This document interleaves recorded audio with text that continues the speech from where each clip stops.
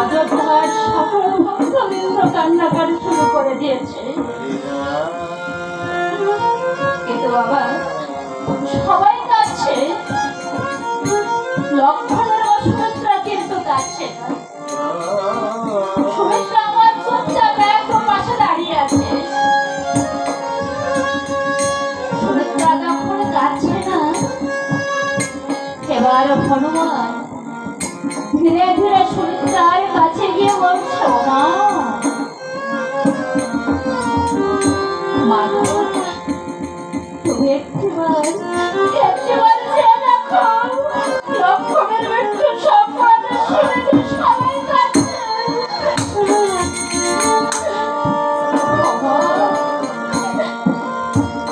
তুমি তো কাঁদছো না,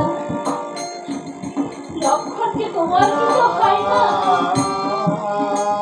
লক্ষণের সাথে তোমার কোনো সম্পর্ক নেই। তুমি লক্ষণের কে? লক্ষণ যদি তোমার কেউ হতো এমনি ভাবে চুপ করে থাকতে পারতে না গো। তাই বলছি লক্ষণকে তোমার কিছু হয় না।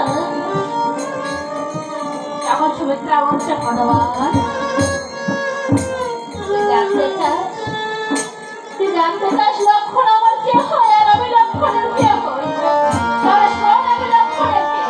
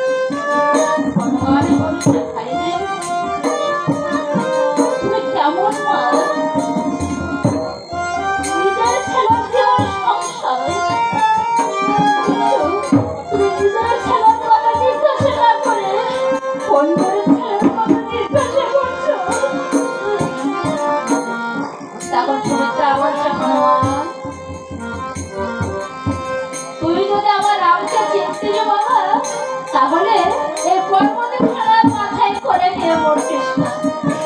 কেন জানিস? শুনেছে আবার কি বলেছে?